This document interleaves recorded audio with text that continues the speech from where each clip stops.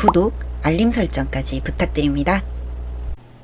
오늘도 우리 사는 이야기 찾아주셔서 감사합니다. 사연자분이 보내주신 이야기 시작해볼게요. 저는 고아원 출신입니다. 이 한마디가 참 인간관계에서 많은 사람들을 걸러주었어요. 심한 말도 많이 들었고요. 니네 부모도 너를 버렸다.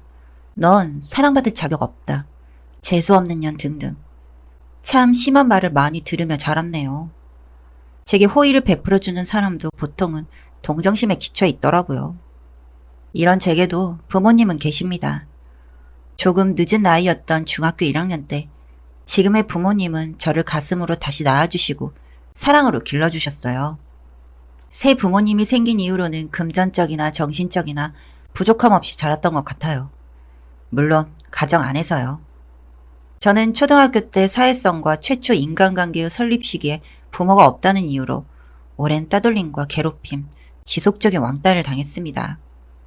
저는 통칭 엄마 아빠 없는 애로 불리며 친구들에게는 왕따를, 선생님들께는 은근한 무시를 당했어요.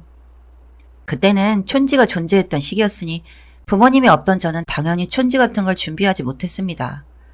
공부를 잘했으나 반장 같은 건 한 번도 못 해봤고 활동 등에서 선생님들은 저를 무시하고 배제하기 일쑤였습니다. 어린 시절의 기억이 모조리 이런 것뿐이라 자격지심도 우울함도 가늠하지 못할 만큼 쌓였습니다. 애정 결핍도 심했고요. 고아원 내에서도 힘이 약하고 목소리가 작았던지라 제 몫을 못 챙기고 이리 치이고 저리 치였습니다. 딱히 저를 돌봐주고 안쓰러이 여기는 사람도 없었고요. 그때쯤부터 자살기도와 자해도 거의 매일 했던 것 같아요. 그리고 지금의 부모님께서 저를 데려다 사랑과 관심을 주시게 된 것입니다. 그 한결같은 큰 애정과 사랑은 정말 달콤했었어요. 그러나 집안에서 한정될 뿐이었습니다. 다시 학교로 가면 절 무시하고 괴롭히는 친구들과 저 자신을 좀먹는 우울 및 정신병, 입양하라며 손가락질하는 주변 사람들, 그 속에서 저는 점점 더 안과 밖이 다른 아이가 되었습니다. 집안에서는 양부모님의 사랑을 받기 위해 착한 아이인 척, 행복한 척 웃으며 살았고 밖에서는 한마디도 하지 않은 채 고개를 푹 숙이고 공부를 했습니다. 높은 성적으로 양부모님이 주시는 사랑의 이유를 근거하려 했고요. 그러던 어느 날 양아버지의 근무지 변경으로 저는 초중학교를 보내던 곳에서 아주 멀리 떨어지게 되었습니다. 시기는 고등학교 입학 직전쯤이더군요. 부모님은 친구들과 떨어질 절 걱정하셨지만 저는 웃는 낯으로 괜찮다고 엄마랑 아빠랑 함께 가면 다 좋은 곳이라며 학교는 새로 적응하겠다 이야기했습니다. 부모님은 저의 그런 모습을 보며 매우 좋아하셨고요. 약간의 죄책감이 일렁났습니다. 아마 이때쯤부터 양부모님을 진짜 부모님처럼 생각하고 진심으로 대하기 시작했던 것 같아요. 그 전까지는 착한 아이를 연기해야 나를 사랑해 줄 것이라 생각했는데 순수하게 걱정하시는 표정으로 제 친구 관계를 걱정하는 모습을 보고 아, 이분들은 나를 정말 친딸처럼 생각하는구나 하는 확신이 들었습니다. 중학교를 졸업하자마자 엄마와 전 먼저 옮겨갈 지역으로 이사를 했습니다. 그곳에서 엄마와 둘이 제 방과 집 인테리어를 꾸미고 가구를 사고 제 옷을 사는 등 행복한 시간을 보냈어요. 저도 엄마에게 많이 마음을 열었고요. 행복한 시간은 빠르게 흘렀습니다. 아버지도 새로운 집으로 들어오시고 근무지도 완전히 변경되셨고 저도 새로운 학교로의 입학을 준비하며 교복을 마쳤습니다. 엄마는 제가 새로운 친구들과 빠르게 친해지기 위해 소외당하지 않기를 바라는 마음에 학교 근처 학원을 끊어주었습니다. 그 학원에서 저는 같은 학교를 진학할 친구 2명을 만났고요. 그렇게 고등학교 입학식이 지나가고 학원에서 친해진 2 친구와는 같은 반이 되었습니다. 2 친구 중 1명은 교실에 중학생 때부터 친하던 친구가 있어 저희 4명은 고등학교 내내 붙어 다녔고요. 이과 중점 학교라 문과 여자반은 하나뿐이라 3년을 내리 한 반에서 비밀 없이 공부하고 수다 떨고 같이 놀러 다니며 지냈습니다. 집에서도 확 밝아진 제 모습에 덩달아 좋아하셨고요. 행복한 시간들은 하염없이 흐르고 저는 어린 시절부터 눈치 보랴 상황에 회피하느라 열심히 공부했던 덕에 꽤 좋은 학교로 진학했습니다. 친구들과 또 부모님과 각각 축하 파티를 하며 한껏 행복에 빠졌고요. 그리고 성인이 되던 날 고등학교로 진학하던 순간부터 여태껏 제 곁에서 절 믿어주고 함께해준 친구들에게 제 이야기를 했습니다. 사실 나는 입양하라고. 우리 부모님은 날 버렸다고요. 나는 너희를 만나기 전까지 부모도 버린 년, 재수없는 년 소리를 들으며 자라. 자격지심과 애정결핍에 너무 괴로웠고 우울했는데 너희들 덕에 다 괜찮아졌다고. 지금의 부모님 덕에 행복하다고요. 친구들은 제 긴 이야기를 듣고 펑펑 울며 말했습니다. 그 이야기를 왜 이제야 했어? 혼자 얼마나 힘들었어. 너 어딘가 힘들어 보였는데 그게 이런 이유였구나. 이야기해줘서 고마워. 내 친구 해줘서 고마워. 너무 사랑해. 한 명은 끄끄거리느라 말도 못하더라고요. 아무튼 저는 제 소중한 친구들을 끌어안고 펑펑 울었습니다. 그날을 기점으로 다시는 울지 않을 것이라 다짐하면서요. 그러다 한 친구가 제게 물었습니다. 친부모님이 궁금하지 않느냐고요. 궁금은 하지. 원망스럽기도 하고 믿기도 해. 만나게 된다면 정말 미웠다고, 원망한다고, 나를 버린 이유가 뭐냐고 쏘아붙이고 싶어. 나 진짜 힘들었거든. 엄마 목소리도 아빠 얼굴도 전부 기억나는데 찾을 수가 없어. 기억도 안 나는 어린 시절 정말 나를 사랑으로 안아주시던 품이 흐리게 떠올라서 너무 괴로워. 아주 가끔 말이야. 사실 그 품이나 목소리가 사실이 아닐 수도 있어. 그냥 꿈처럼 맴돌아, 계속. 그리고 흐린 뒷말을 붙였습니다. 그래도 나아줘서 고맙다고 이야기하고 싶다는 말을요. 그 말을 들은 친구들은 한바탕 더 눈물바다를 열었네요.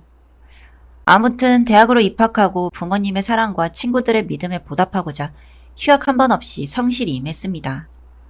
졸업 후에는 아버지의 친구분이 하시는 회사의 면접을 보고 입사했고요.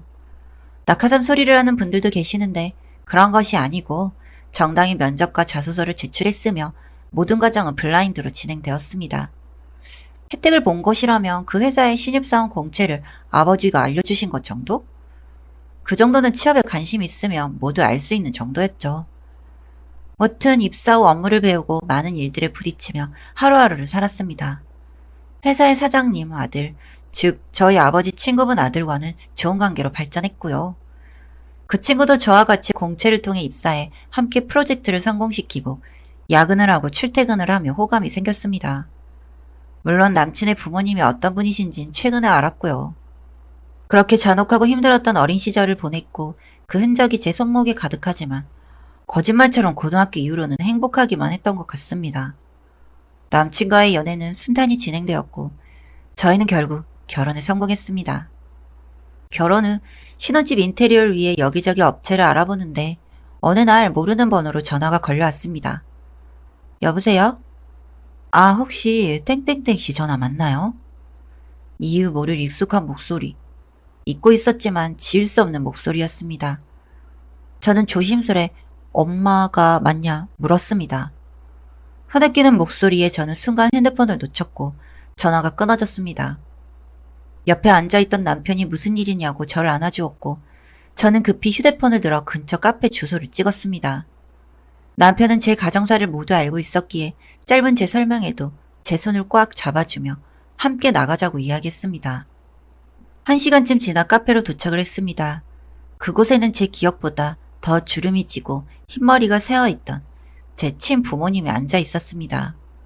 남편의 부축 아래 두 분의 앞에 자리했고 두 분은 제 친부모님은 절 보자마자 눈물을 터뜨리셨습니다. 미안하다고, 너무 미안하다며 고개도 들지 못하면서요.